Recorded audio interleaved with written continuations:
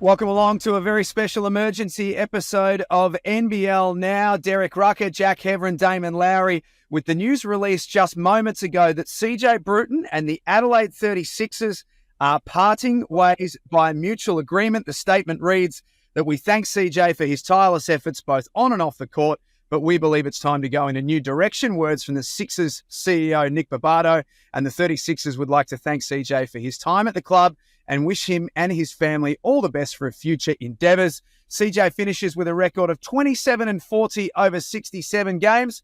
Gentlemen, welcome to both of you. First reactions. Wow.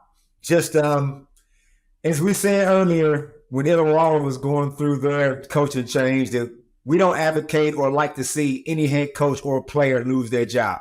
Because here I am, Jack, Derek, in the real world. And I know how precious those jobs are. So that's my first reaction is sad to see CJ go, somebody who I respect as a person, as a player. But yeah, NBL 24, you got to get results. Well, I hate the timing of it. Coming off of the tough road trip that we've talked about quite a bit, we understand mistakes were made. But I just feel like you let him get through this holiday period, Damon, and see if he has the ability to turn it around. They're currently at 4-9. You give him another 4 or 5 games. If he turns it around, you're in a good position, and you've got a quality person and a promising coach still in the mix. Now you're really rolling the dice, and things could get really bad if the new interim coach, Scott Nennis, isn't able to stabilize the troops. Damon, what did you think of the timing, to Derek's point? Same. As soon as Nick Barbato, the CEO, came out and said CJ has, just 2 days ago now, he said CJ has a contract to the end of the season. That's the kiss of death. As soon as he said that, I figured here comes some shenanigans. Now, obviously that weekend was horrific on all accounts. But like you say, Derek, this is the time that they got a home game coming up. This is the time to see if they can resurrect, dig themselves out of a bit of a hole. I also don't like the timing. And Scott Nennis, my old assistant coach from Townsville, he's an Adelaide guy.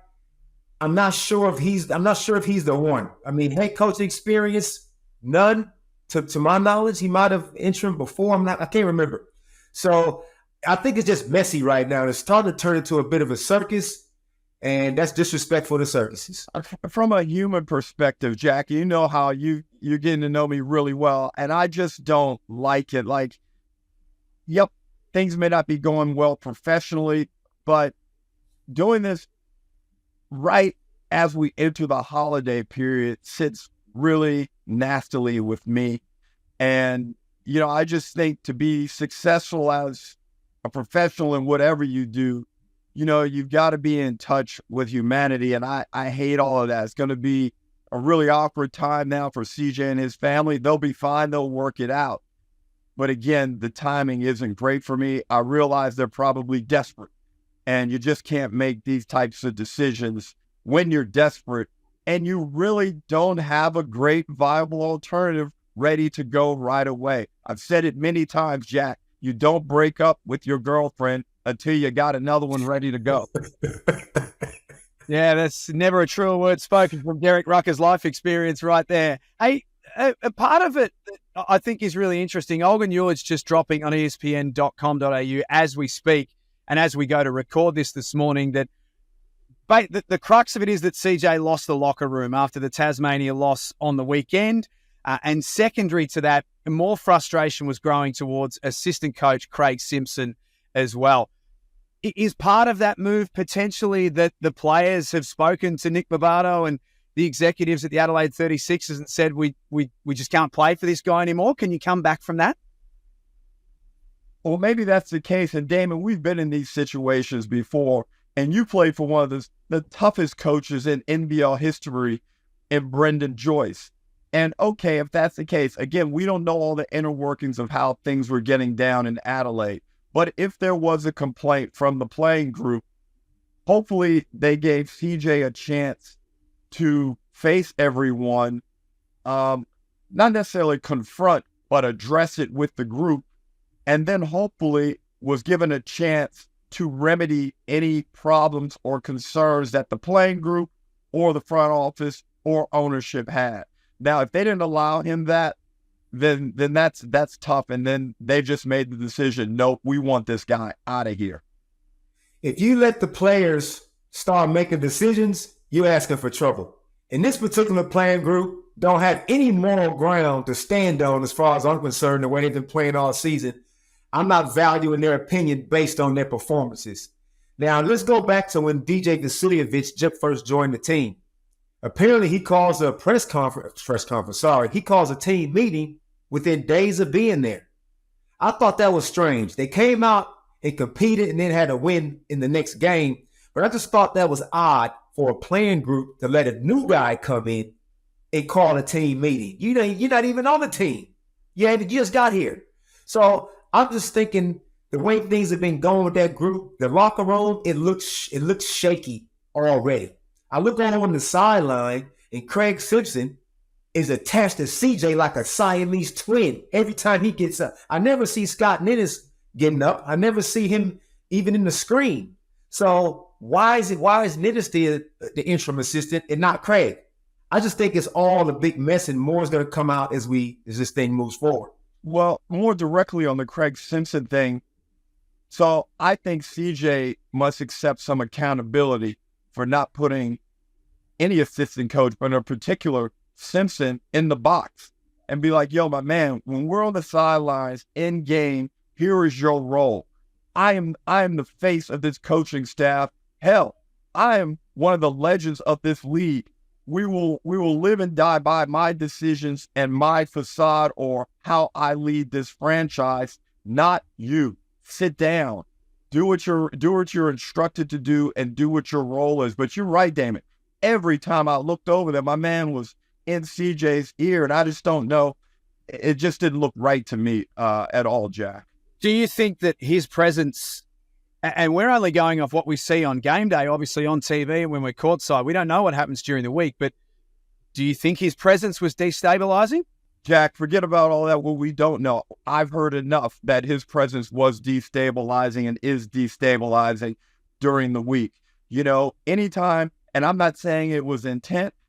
Maybe it's not intent. Maybe it's just his character where he feels he needs to always inject something, Damon. We've all had that type of assistant coach, and he might think that he's doing what's required of him, what the right thing is, what's going to get him to be a valuable piece of that franchise. But it just never looked good to me. And as I said, from reports I've heard down in Adelaide, it wasn't a constructive type of input away from the game environment. And CJ, the criticism, like obviously we both played against CJ and we know what kind of warrior he was as a player. As a coach, he's got to take responsibility, just like Jacob Jacobus has to take responsibility. It is your team. It's your shop. If you let guys get out of hand, if you can't put guys, get them to not only understand their role, but to carry out their role, that ultimately falls on CJ's leadership. There's no other way to say that. And CJ, I always felt might have been too trusting. Expect people to be warriors. Expect players to, why wouldn't you play hard? Why wouldn't you do this? Like as a player, CJ would do that. And then I think this era, you got some different personalities, some different values on some different guys. All of a sudden you got almost beg guys to play hard. That never should be the case. And then even with assistant coaches, you shouldn't have, no way any of Brendan Joyce's assistant coaches would have had him in a headlock telling him what should be happening on the court. It just wasn't going to happen. So I think CJ let a little bit of that get way too out of control and all that snowballed. So I guess it's about what happens next for Adelaide. Scott Ninnis comes in as the interim coach for the remainder of the season, and we wish Scott all the best. He's a legend of the Adelaide 36ers outfit and just a hell of a nice guy. But I don't think it's unfair to say that Scott's probably not the long-term solution. So who is? Because management have made this call, and it's a pretty savage one. They've got a chance to get very proactive very quickly here. What should they do? Well, the obvious name, Dame, is going to be Trevor Gleason. That's going to be tossed around. We understand how great Trevor is as a coach. He's making some headway into the commentary game, which is great to see. But we know where he wants to be. Now, look, he is a high-priced commodity, deservedly so. Is Adelaide willing to spend that type of coin when they weren't willing to go out and get CJ and import? And that's a point, though, where I'm in CJ's corner. He never had a full roster. They went out and got DJ, which is great.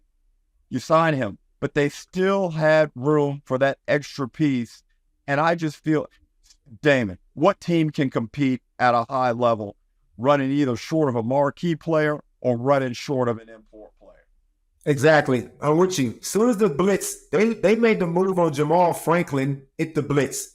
They had ample time. In that same time frame, the New Zealand Breakers went out and got import replacements. Yeah. So CJ, you're right. They didn't open up the checkbook for him properly. Now let's look at the previous coaches this franchise has had. They've had Connor Henry. They've had my man in Canberra, Marty Clark, who coached Guinea. Sorry, exactly, Marty Clark.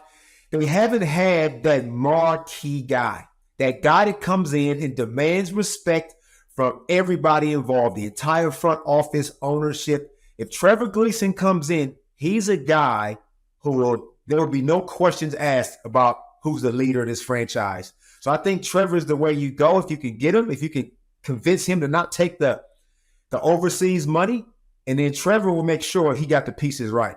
So, Derek, do you need to be bold here? If we're just talking about Trevor for a second, do you need to be bold and offer, the money obviously we're not privy to, but are we talking a 4 or 5 year deal here to get Trevor Gleason? Is that what needs to be done?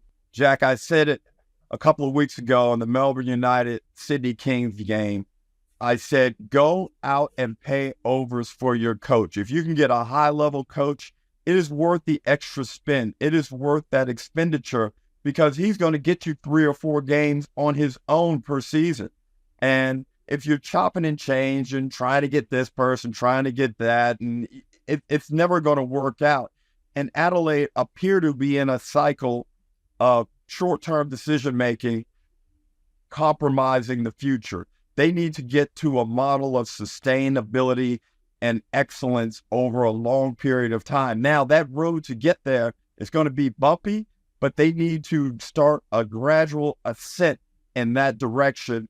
And if Trevor Gleason's not the guy, well, maybe, just maybe, you go back and find the guy who's the perfect fit. You get the guy who's the perfect fit for Adelaide, and that was Joey Wright. I don't know if that can be rebuilt, Jack. I don't know. But all the time you hear me talking about coaching fits, and Joey Wright fits there. I don't know if he has any interest whatsoever, but I don't know. I was wondering how long it was going to take before Joey's name came out. I was holding him back.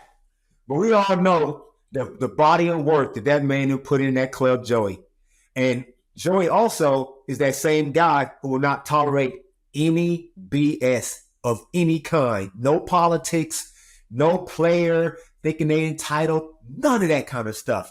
Imagine the players that might come back during free agency if Joey was at the helm once again. If it was me, if I was ownership, I would be going to Joey's house with a bottle of champagne, some flowers, some chocolates, and be like, hey, man, let's talk. Can I throw one more name at you that might be worth considering? Mody Maor is out of contract at the end of this season at the New Zealand Breakers and hasn't re-signed as yet. Now, I'm not trying to get Mody out of New Zealand, but I'm saying that there is a guy who, at the moment, doesn't have a contract beyond this season who we know can coach. I like it. I would absolutely ask him the question, Mody. What Mody's done with that New Zealand Breakers team, let's remember, he uprooted the entire team to live overseas for an entire season. Unprecedented. Doesn't whinge. Goes about it the right way. Got great relationships with players. Obviously can recruit imports. That would be an absolute big-time fish that I would put in that hat. Absolutely. And it's interesting because when you look at those 3 guys we just mentioned, Gleason, Maor, and Wright, and not to disparage CJ, but when you look at those 3 guys, they're going to bring honesty, direct communication, and a willingness to get all up in your grill if you're not following the game plan and clear instructions. And sometimes that's what it takes. And right now, I just think, as I said before, Adelaide need to find a level of discipline. Their defensive rating is plummeting over the past 4 weeks. Now they're one of the worst teams in the competition.